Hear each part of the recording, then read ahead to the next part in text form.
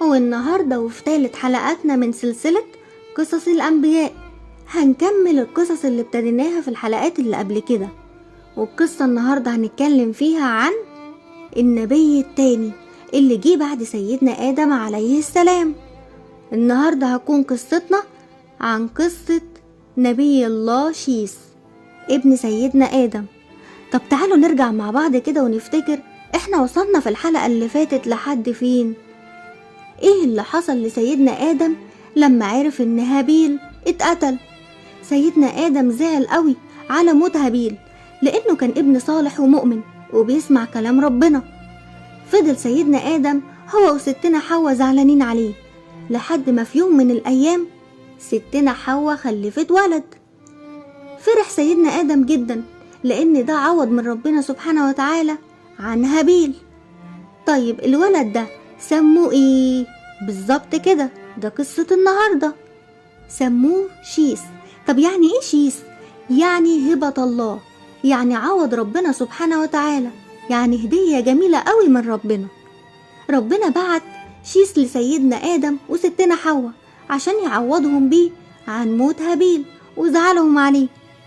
طب شيث كان بيسمع كلام سيدنا آدم وستنا حواء، فسيدنا آدم فضل يعلم شيث أوامر ربنا.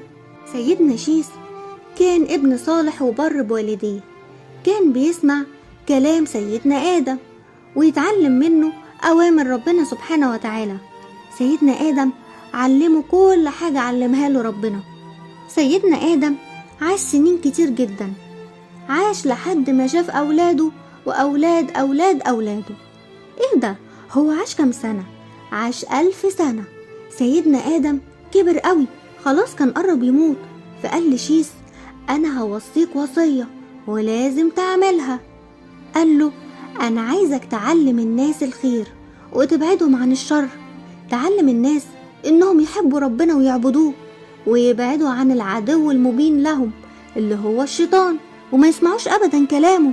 في يوم من الأيام سيدنا آدم تعب قوي لحد ما مات، فربنا سبحانه وتعالى خلى شيث هو النبي اللي بعد سيدنا آدم، وبقى يعلم الناس الخير وطاعة ربنا، يعلمهم الصح ويبعدهم عن الغلط.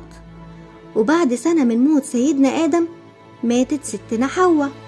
سيدنا شيث بنى الكعبة بالحجارة والطين وفضل يعمل حج وعمرة كتير في مكة. كان هو وقومه ساكنين في الجبال. يعني ايه قومه؟ يعني الناس اللي بتسمع كلامه وكلام ربنا، كانوا ساكنين في الجبال بيعبدوا ربنا. وفضلت تمر السنين لحد ما جه النبي اللي بعده. يا ترى مين النبي اللي بعد سيدنا شيث؟ ده اللي هنعرفه في الحلقة الجاية. انتظروني في الحلقة اللي جاية عشان نكمل سلسلة قصص الأنبياء.